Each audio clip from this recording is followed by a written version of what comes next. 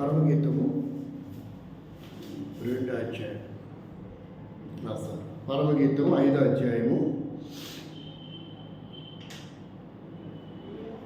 9వ వచనం 10వ వచనం. పరమగీతము 5వ అధ్యాయము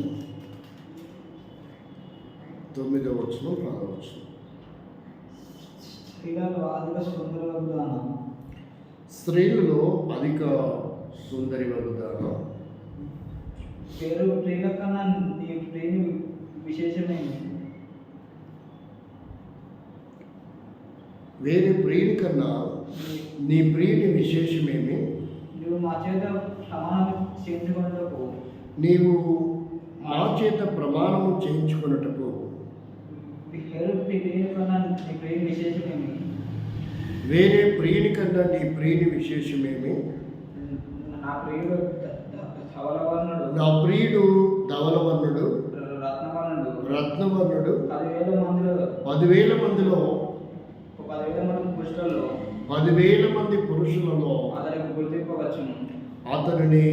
గుర్తింపవచ్చును. ప్రార్థన చేసుకుంటాం. ప్రేమగల తండ్రి, ఈ మాటలు మా వెనుకలో దీవెనకరంగా చేయండి. ఆరాధన కొరకై మా హృదయాలను సిద్ధపరచండి. నిన్ను గుర్తిరిగి హృదయమారా నిన్ను స్తుతించి ఆరాధించడానికి సహాయం చేయండి. ఏదైనా మెబ్బరం నుంచి ప్రపంచ దేశాలలో నీ పక్షాన నిలబడిన దాసులను అభిషేకించండి, ఆత్మపూర్ణంగా చేసి నీ నామ మహిమ కొరకు వాడుకోవాలి. వందనములు చెల్లిస్తూ స్తుతిస్తూ యేసుక్రీస్తు దివ్య నామంలో ప్రార్థిస్తున్నాం తండ్రి. యేసుక్రీస్తు యొక్క ప్రభువు గొప్పతనాన్ని ఇక్కడ సూలమితి ద్వారా తన ప్రియుని యొక్క గొప్పతనం ఇక్కడ మనకు అర్థమవుతుంది. సూలమితి అంటే ప్రభు అని, సూలమితి అంటే సంఘం అని, ఇక్కడ ప్రియుడు అంటే మన ప్రభు అయిన యేసుక్రీస్తు. కాబట్టి ఈ తన ప్రియుని తను ఎలా గుర్తించింది? వేరే స్త్రీని అడిగినప్పుడు తన ప్రియుని యొక్క గొప్పతనము ఎలా చెప్పగలిగింది? అలాంటప్పుడు సంఘం అనబడుతున్న దేవుని ప్రజలమైన మనం మారు మనసు రక్షణ పొంది బాప్తిసం తీసుకొని సంఘముగా ఏర్పడిన మనం యేసుక్రీస్తుని ఎలా గుర్తించాలి?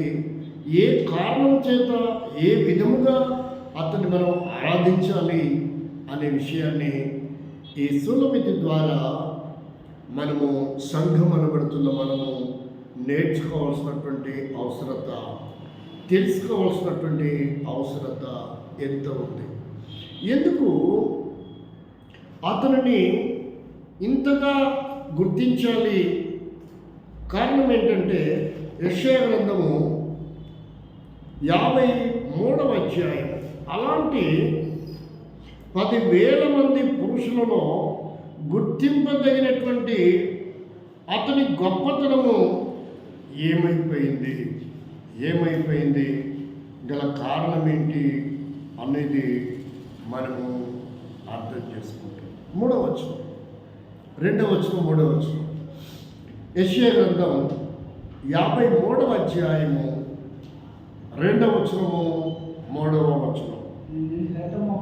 లేత మొక్క వలె ఎండిన భూమిలో మొలిచిన మొక్క వలె అతడు ఆయన ఎదుట పెరిగెను. అతనికి స్వరూపమైన సొగసైనను లేదు. మనం అతన్ని చూచి అపేక్షించినట్లుగా అతని యందు స్వరూపము లేదు. అతడు తృణీకరింపబడిన వాడాయను, మనుషుల వలన విసర్జింపబడిన వాడును, వ్యసనాక్రాంతుడుగాను వ్యాధిని అనుభవించిన వాడుగా, మనుషులు చూడనల్లని వాడిగా ఉండెను. కాబట్టి అంతటి 10,000 మందిలో గుర్తింపదగినటువంటి అతి దివ్యమైనటువంటి సుందరుడైనటువంటి ఆ దేవాది దేవుడు సృష్టికర్త అయినటువంటి దేవుడు మరి స్వరూపమును సొగసును ఎందుకు కోల్పోయాడు? అతని రూపం ఏమైంది? ఎందుకు అతను మనుషులు అతని అపేక్షించలేకపోయారు? ఎందుకు అతన్ని తృణీకరించారు? ఎందుకు అతను వ్యసనాక్రాంతుడిగా మార్చబడ్డాడు? ఎందుకు అతను మనుషుల చేత విసర్జించబడుతూ వచ్చాడో ఇప్పుడు మనము గ్రహించవలసిన వారమై ఉంటున్నాం. ఎవరి కొరకు అంతటి దివ్యమైనటువంటి సుందరుడైనటువంటి ఆ దేవాది దేవుడు ఇంతగా వికారుడుగా మార్పు చెందటానికి బలమైన కారణం. వారు ఏమన్నారంటే 9వ వచనం పరమగీతం 5వ అధ్యాయంలో, వేరే ప్రియుని కన్నా నీ ప్రియుని యొక్క విశేషమేంటి? వేరే ప్రియుని కన్నా నీ ప్రియుని యొక్క విశేషమేంటి? అంత ప్రాముఖ్యత, అంత గొప్పతనము ఏంటి అని వాళ్ళు అడుగుతూ వచ్చారు. ఇప్పుడు ఆయన గొప్పతనం ఏంటో, ఆయన యొక్క విధి విధానం ఏంటో మనము చూస్తే ప్రారంభ దినాల్లో అలాంటి వాడు ఎలా ఎందుకయ్యాడు? నిర్గమాకాండం 15వ అధ్యాయము 11వ వచనం. నిర్గమాకాండం 15వ అధ్యాయము 11వ వచనం. అలాంటి వాడు ఎలా ఎందుకయ్యాడు? యెహోవా వేలుపులలో నీ వంటి వాడెవడు? పరిశుద్ధతను బట్టి నీవు మహనీయుడవు, స్తుతి కీర్తనను బట్టి నీవు పూజ్యుడవు, అద్భుతములు చేయవాడవు, నీ వంటి వాడు ఎవడు? నీ వంటి వాడు ఎవడు? క్వశ్చన్, నీ వంటి వాడు ఎవడు? అంటే ఎంతటి మహానీయుడు, మహానుభావుడు, వేలుపులలో ఆరాధింపబడినటువంటి అర్హత కలిగినటువంటి వాడు ఒకడు కూడా లేడంట, యేసుక్రీస్తు తప్ప. కాబట్టి ఇక్కడ జ్ఞాపకం చేస్తున్నటువంటి మాట, ఇంతటి పూజనీయుడు, ఇంతటి మహనీయుడు, ఇంతటి పరిశుద్ధుడు, ఇంతటి వాడు, అద్భుతములు చేయవాడు, ఇంత గొప్ప దేవుడు ఎందుకు అంతగా వికారుడవుతూ వచ్చాడు? అది సులమితిని వారు అడుగుతున్నారు. దేవుని యొక్క గొప్పతనం, నీ ప్రియుని యొక్క గొప్పతనం ఏంటి?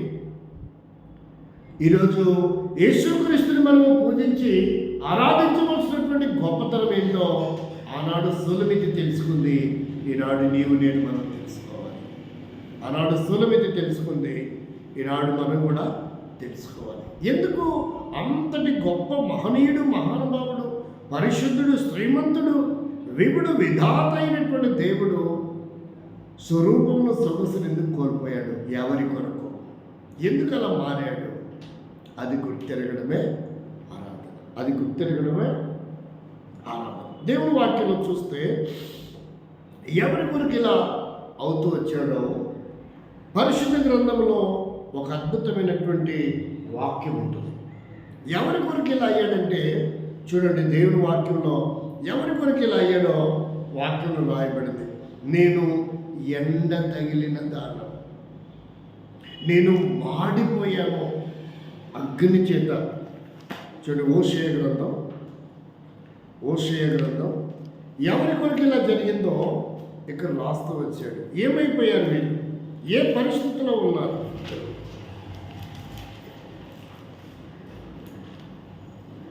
దేవుని వాక్యాన్ని చూస్తే అరణ్యములో అగ్ని,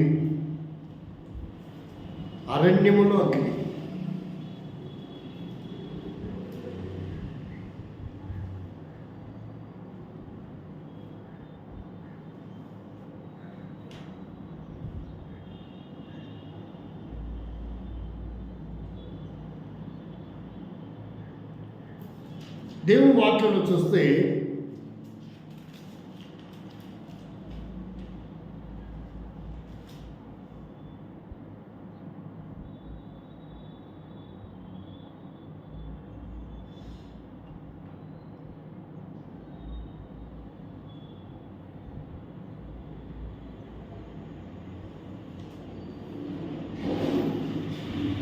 ఒక అద్భుతమైనటువంటి మహాజ్ఞో లేక అరణ్యపు అగ్నిలో ఆ మాటలు రాయబడి ఉంటాయి. చాలా అద్భుతమైనటువంటి విధానంలో ఉంటుంది. ఏమైపోయినారు, ఎందుకు అలా అయింది, ఆ రూపం ఎందుకు పోయింది, దానిని మరలా రూపవంతులుగా చేయటానికి జరిగిన కార్యము. దేవుని వాక్యం చూస్తే ఏం చెప్పాను? ఏ గ్రంథము?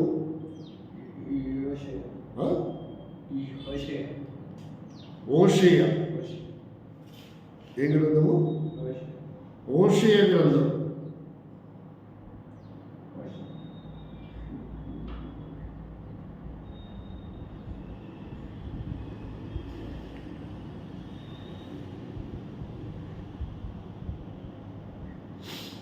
నహూము 3:15 చదవండి.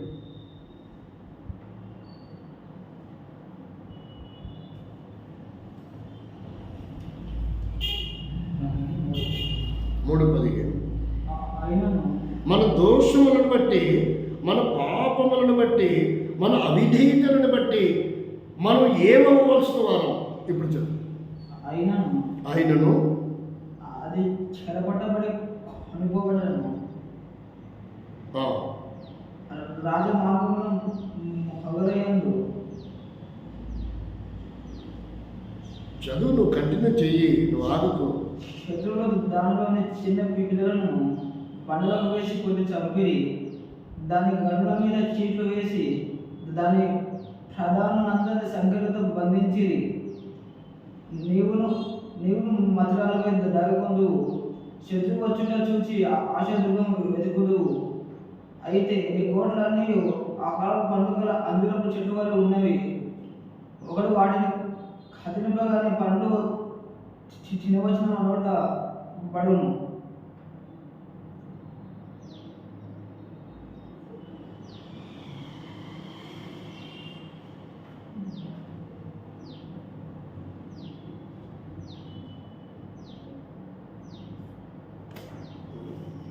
మరలా చదువు.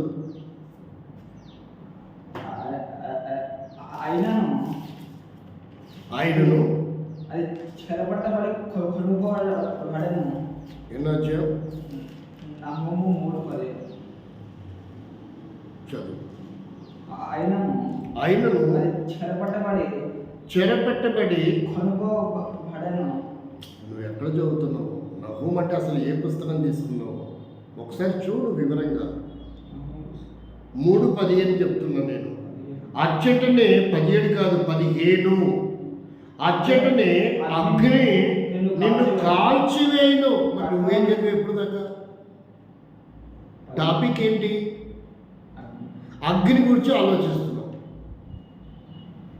ఏం చెప్పాడని బాగా గమనించమంటారు. అందుకే చెప్పేటప్పుడు బాగా పీస్ఫుల్గా వింటే నీకు అర్థమవుతుంది.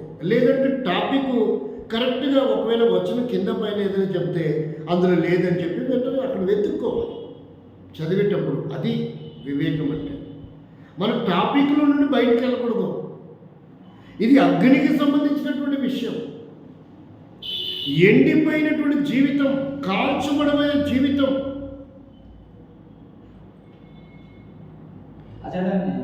అచ్చటనే అగ్నికి ఆహుతి కావాల్సినటువంటి మనం. దేనికి?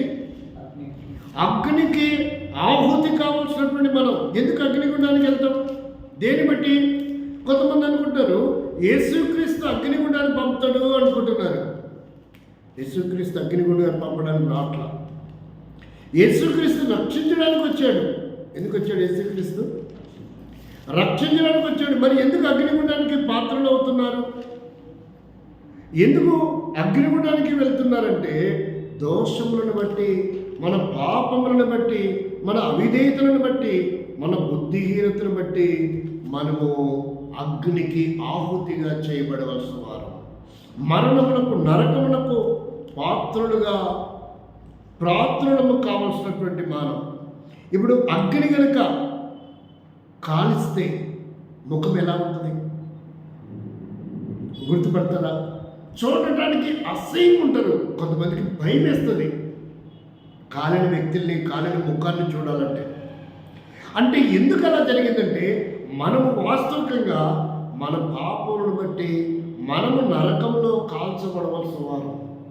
మన స్వరూపము సమసిపోయేది, గుర్తుపట్టలేకుండా కావాల్సినటువంటి మనం త్రాగుడు వల్ల, జూదం వల్ల, అబద్ధం వల్ల, మోసం వల్ల, వ్యభిచారం వల్ల, కబ్జా చేయటం వల్ల, దొంగతనం చేయటం వల్ల, ఇలాంటి దుర్భాషలు ఆడటం వల్ల ఇవన్నీ కూడా మరణానికి పాత్రలమే, నరకానికి పాత్రలమే. పరిశుద్ధత పోగొట్టుకున్నాం వీటి ద్వారా, ఉగ్రత పాలవుతూ వచ్చాం వీటి వలన. ఇలాంటి లక్షణాలు భూమి మీద వాడు ఏ కులం వాడికైనా ఉంటాయి. ఇలాంటి లక్షణాలు ఏ రాజకీయ నాయకుడికైనా ఉంటాయి. ఇలాంటి లక్షణాలు ఏ శాస్త్రికైనా ఉంటాయి.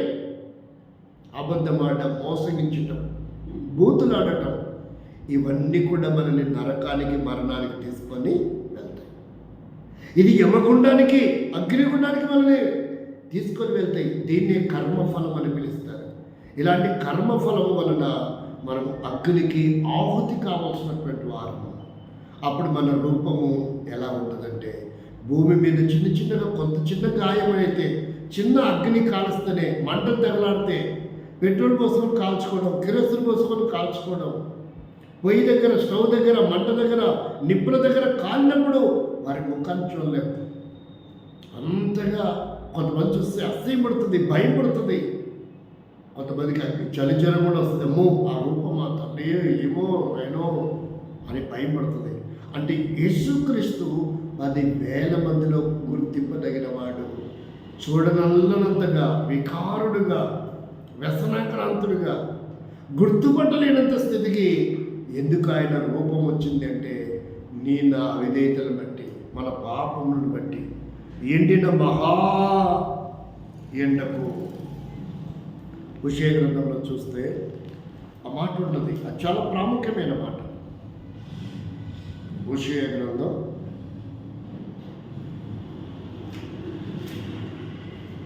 'మనకు చాలా ప్రాముఖ్యమైనటువంటిది.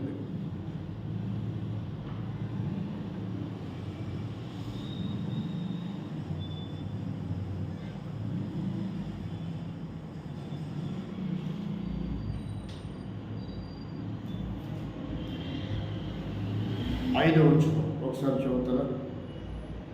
5వ వచనం కానీ 11వ వచనం. చాలా ఆశ్చర్యకరంగా ఉండే వాక్యం అది. నా పాత బైబిల్ అయితే త్వరగా దొరికేది.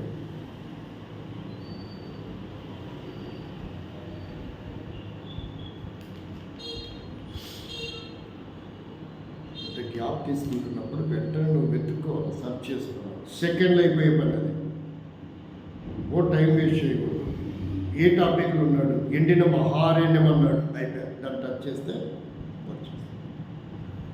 ఎండిన మహారణ్యము. ఎందుకు అలా జరిగింది? రూపం ఎందుకు అలా మారిపోయింది? అలాంటి స్థితి ఎందుకు వచ్చింది? దోషములను బట్టి. దేవుని వాక్యంలో చూస్తే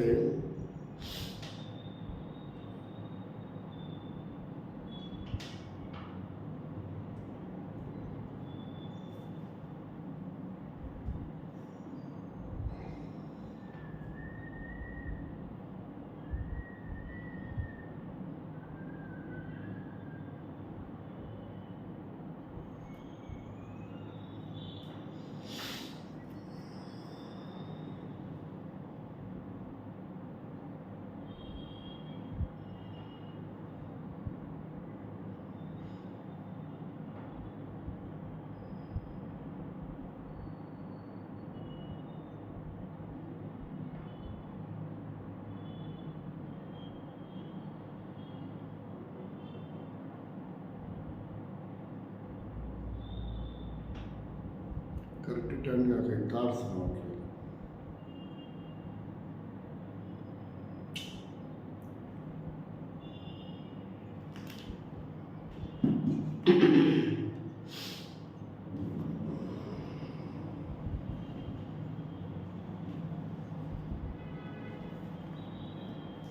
ఏం జరుగుతూ వచ్చిందో ఒక ఉదాహరణ ఇక్కడ చూడండి. 5వ అధ్యాయము హోషేయ గ్రంథం 5వ అధ్యాయము 10వ వచనం. యూదావారు అధిపతులు 3-4 సార్లు చదవాలి. ఒక్కసారి కరెక్ట్గా అర్థం చేసుకుని చదవటానికి ప్రయత్నం చేయాలి. అది అట్లా చదివితే కటింగ్ చదివితే అది అస్సలు మైండ్ బ్లాక్ అవుతుంది, మొత్తం మర్చిపోతుంది. యూదావారి అధిపతులు సరిహద్దు రాళ్ళను తీసివేయవలన నీళ్లు ప్రవహించినట్లు నేను వారి మీద నా ఉగ్రత కుమరెత్తును. ఎఫ్రామీయులు మానవ పద్ధతిని బట్టి ప్రవర్తింపవారు, వారధిక శ్రమ కలుగును, వారు శిక్షింపబడి హింస నొందుదురు, బాధింపబడుదురు. ఎలాంటి వారు అంటే వీరు? నేను వారి మీద నా ఉగ్రత కుమ్మరించటానికి. ఎందుకనేది ఉగ్రత? 5వ వచనం. ఇశ్రాయేలు యొక్క అసహ్యాస్పదమును అతని మీద సాక్ష్యం ఇచ్చును. ఇశ్రాయేలు వారు ఎఫ్రాయిము వారును తమ దోషములలో చిక్కుబడి త్రొట్టిల్లుచున్నారు. వారితో కూడా యూదావారు ఏంటంట? తమ దోషములో చిక్కబడి త్రొట్టిల్లినటువంటి పాపమును బట్టి ప్రమాదకరమైన స్థితి. దేవునికి దూరస్థులమవటమే కాదు, ఆరాధించవలసినటువంటి మనం, దేవునితో సహవాసం సాంగత్యం చేయవలసిన మనం, మన పాపములు, మన అవిధేయతలు, మన బుద్ధిహీనతలు ఏం చేస్తూ వస్తాయంటే మనము అగ్నికి ఆహుతి కావలసినటువంటి వారిగా మారుకోవచ్చు. స్వరూపంలో సదస్సును కోల్పోవలసినటువంటి వారుగా మారుకోవచ్చు. కాబట్టి అందుకనే ప్రభువైన యేసుక్రీస్తు మన దోషములను బట్టి, మన పాపములను బట్టి మనం శిక్షించబడి యుగయుగములు అగ్నిగుండంలో కాల్చబడవలసిన మనల్ని విమోచించటానికి యేసుక్రీస్తు ప్రభు ఈ లోకానికి 13వ అధ్యాయం 4వ వచనం. హోషేయ గ్రంథం 13వ అధ్యాయం 4వ వచనం.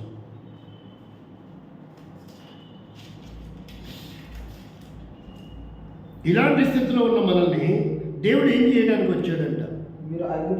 మీరు ఐగుప్తు దేశం నుండి వచ్చినది మొదలుకొని యెహోవానగు నేను మీ దేవుడను, నన్ను తప్ప నీవు ఏ దేవుడును ఎరుగు, నేను తప్ప రక్షకుడు లేడు. 5వ వచనం అంటే 4వ వచనం చదివేవండి. నేను తప్ప వేరే రక్షకుడు లేడు.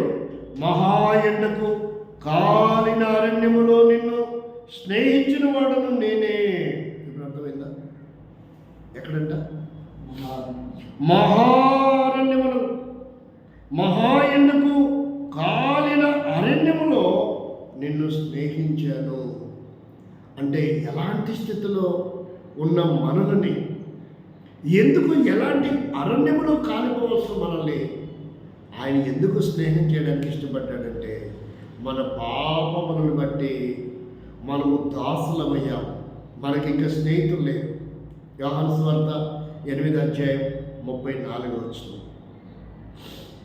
దాసులుగా ఉండవలసిన మనం, మన దోషులను బట్టి బానిసలుగా ఉండవలసిన మనం, భ్రష్టు పట్టిపోవలసిన మనం, దాని వలన శిక్ష మరణానికి, నరకానికి పాత్రలమైవలసిన మనము, అలాంటి మనల్ని పాప దాసు నుండి విడిపించడానికి కాక ఏం చేయడానికి వచ్చాడంట?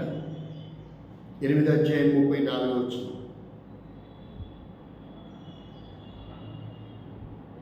అందుకు యేసు పాపం చేయ అది వాడును. 2 సార్లు ఎందుకు వెళ్ళావు అట్లా? నువ్వు అట్లా ఎందుకు వెళ్తున్నావు? పాపము చేయు ప్రతివాడును పాపమునకు దాసుడు. పాపం చేయి ప్రతివాడు పాపమునకు దాసుడు. అంటే పాపమునకు దాసులమైతే నరకానికి వెళ్ళవలసిన. ఇప్పుడు మనకి ఇంక స్నేహితుడు లేడు, దాసులో ఉన్న మనం. ఈ దాసుని బట్టి మన పితరుని ఇశ్రాయేలీయులు ఐగుప్తు దాసులు ఉన్నారు, మనమైతే పాప దాసులో ఉన్నాం. ఈ దాసుని బట్టి మనకు స్నేహితుడు లేడు. స్వరూపము సొగసు కోల్పోతూ వచ్చాం. నరకానికి పాత్రమైనటువంటి నిన్ను నన్ను విడిపించడానికి, స్నేహం చేయటానికి ఆయన అంటున్నాడు, ఇక నేను మిమ్మల్ని దాసులుగా పిలవక స్వతంత్రులుగా పిలుస్తున్నాను. మరల పాఠం దగ్గరండి, హోషేయ గ్రంథం 13వ అధ్యాయం 4వ వచనం ఏమంటే, మహా ఎండకు కాలిన అరణ్యములో నిన్ను స్నేహించిన వాడను నేనే. కాబట్టి ఇప్పుడు స్నేహం చేయాలనుకుంటున్నాను. ఆయన స్నేహం ఎలా చేయాలనుకుంటున్నాడు?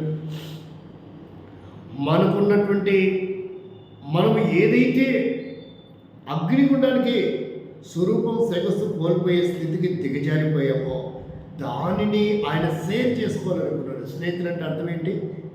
పంచుకునేవాడు. శిక్షను కూడా పంచుకోవడానికి ఏ పాపం ఎరగని ఆయన మన ప్రభువైన యేసుక్రీస్తు వారు 10,000 మందిలో గుర్తింపదగినటువంటి వాడు, ఏ పాపము లేనటువంటి వాడు. అందుకే అంటాడు పిలాతు, చూడండి యోహాను సువార్తలో మనం చూస్తే 19వ అధ్యాయం, యోహాను సువార్తలో 19వ అధ్యాయంలో పిలాతు తన గురించి ఏమైనా సాక్ష్యం ఇస్తున్నాడు. అసలు శిలువ మరణానికి ఏమైనా అర్హత కలిగిన వాడైనా ముగ్గురు రాజులు అతన్ని పరిశీలన చేస్తూ వచ్చారు. 19వ అధ్యాయం 4వ వచనంలో చెప్తా ఉన్నాడు, పిలాతు మరలా వెలుపలికి వచ్చి, ఇదిగో ఈయన యందు ఏ దోషము నాకు కనబడటం లేదు. మీకు తెలిసినట్లు ఈయనను మీ ఎందుకు వెలుపలికి తీసుకొని వచ్చున్నాడని వారితో చెప్పాను. మరలంటుడు 6వ వచనంలో, ప్రధాన యాజకులు బంటోతులను ఆయనను చూచి సిలువేయమని కేకలు వేయగా పిలాతు అంటాడు, మరలా ఈ ఆయన యందు ఏ దోషము నాకు కనబడలేదు. అయినప్పటికీ ఎందుకు యేసుక్రీస్తుని సిలువకు అప్పగిస్తూ వచ్చారు? ఎందుకు యేసుక్రీస్తుని సిలువకు అప్పగించారంటే, నిజంగా ఆ సిలువ మరణానికి మనందరము పాత్రులమే. మన దోషములను బట్టి అరణ్యములో కాలిన జీవితంలో ఉన్న నిన్ను నన్ను విడిపించడానికి యేసుక్రీస్తు ప్రభు ఆయనకున్న హోదాను, పరలోక వైభవం సమస్తాన్ని విడిచిపెట్టి రిక్తుడిగా, దీనుడిగా, దాసుడుగా ఈ లోకంలో ఆయన దిగి వచ్చాడు. ఏ దోషము లేని ఆయన. ఇప్పుడు ఏం జరిగిందో చూడండి. అయితే వారు ఏమంటున్నారు? ఏ దోషం లేదు అన్నప్పటికీ వారు ఏమంటున్నారో చూడండి. 15-16 వచనాలు. అందుకు వారు అతనిని సంహరించుము, సిలువ వేయము అని కేకలు వేసిరి. పిలాతు, నీ రాజును సిలువ వేయుదునా అని వారిని అడగగా, ప్రధాన యాజకులు కైసరు తప్ప మాకు వేరొక రాజు లేడని. అప్పుడు సిలువ వేయబడుటకై అతడు ఆయన వారికి అప్పగించెను. సిలువకు అప్పగించబడుతూ వచ్చాడు. కాబట్టి ఆయనను 50వ అధ్యాయం యెషయా గ్రంథం 6వ వచనం, సిలువకు అప్పగించబడుతూ వచ్చాడు. అప్పగించబడినప్పుడు వారు ఏం చేయబోతున్నారో యేసుక్రీస్తు పుట్టక మునిపే ప్రవచనం చెప్పబడుతుంది. ఏం చేయబోతున్నారో ప్రవచనం చెప్పబడుతుంది ఇక్కడ. యెషయా గ్రంథం 50వ అధ్యాయం 6వ వచనం,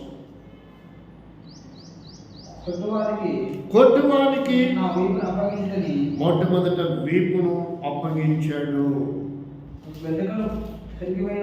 ముఖము మీద వెంట్రుకలు పెరిగివేయవానికి ముఖాన్ని అప్పగిస్తున్నాడు, చెంపలను అప్పగిస్తున్నాడు.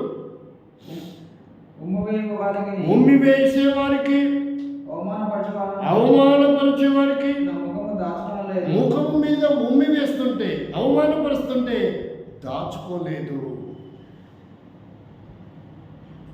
ప్రభువు యెహోవా నాకు సహాయం చేయు.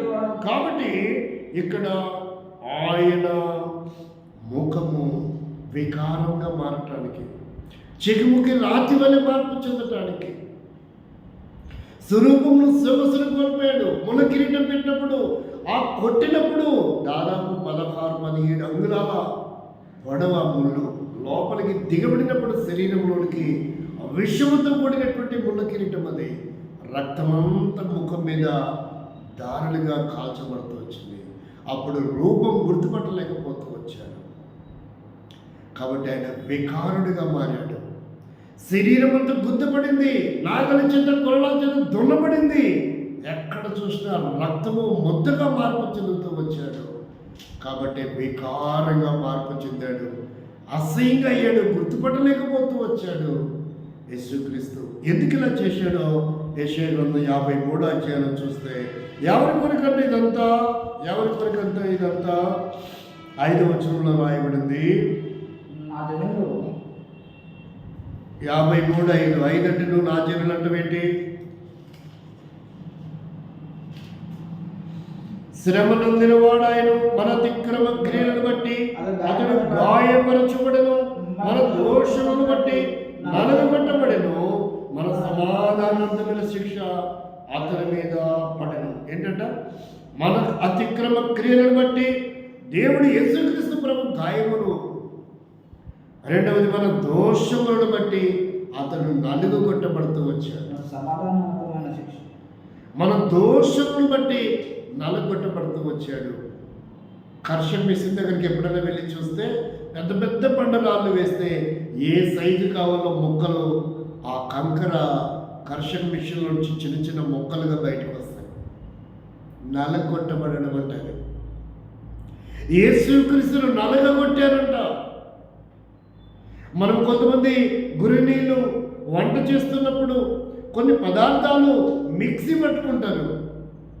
కొబ్బరి అని, అల్లమని, ధనియాలని, ఎల్లుల్లిపాయలని మిక్సీ పట్టినప్పుడు అది ముద్దగా పౌడర్గా మార్పు చెందుతుంది. అలాగే నలగగొట్టబడిన విధానం యేసుక్రీస్తు నీ కొరకే నా కొరకే ఏ పాపము లేనటువంటి అతను, పరిశుద్ధుడైనటువంటి అతను, నీతిమంతుడైనటువంటి అతను, ఏ దోషము లేనటువంటి అతను, నిందారహితుడైనటువంటి 10,000 మందిలో గుర్తింపదగినటువంటి యేసుక్రీస్తు ప్రభువారు నీ పాపముల కొరకే, నా పాపముల నిమిత్తమై ఆయన ఎంతగా శిలువ మరణానికి అప్పగించుకున్నాడో, నలగొట్టబడడానికి, భూమి వేయించుకోవడానికి, ముళ్ళ కిరీటం పెట్టించుకోవడానికి, కొరడా దెబ్బలు కొట్టించుకోవడానికి, శిలువను మోయటానికి, మేకులు కొట్టించుకొని భూమికి ఆకాశం మధ్యలో వేలాడదీయబడినటువంటి విధానం. ఎవరి పాపం నిమిత్తమై ఆయన కొరకు కాదు శిక్ష అనిపించింది. ఆ స్థానంలో నీవు నేను మనం ఉన్నాం. మన దోషములను బట్టి, మన అపవిత్రతను బట్టి, మన అన్యాయాన్ని బట్టి, అక్రమాన్ని బట్టి, దుర్మార్గతను బట్టి నిజంగా శిక్షకు మనం పాత్రలు.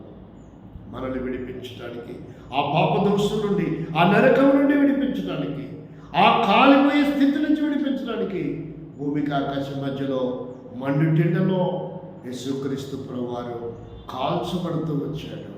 ఎండలో, అరణ్యములో, ఊరి వెలుపట మహా ఎండిన కాలిన అరణ్యం యొక్క అనుభూతిని యేసుక్రీస్తు ప్రభు అనుభవిస్తూ వచ్చాడు. ఎందుకంటే నీ కొరకు, నా కొరకు, నిన్ను నన్ను విడిపించి విమోచించడానికి.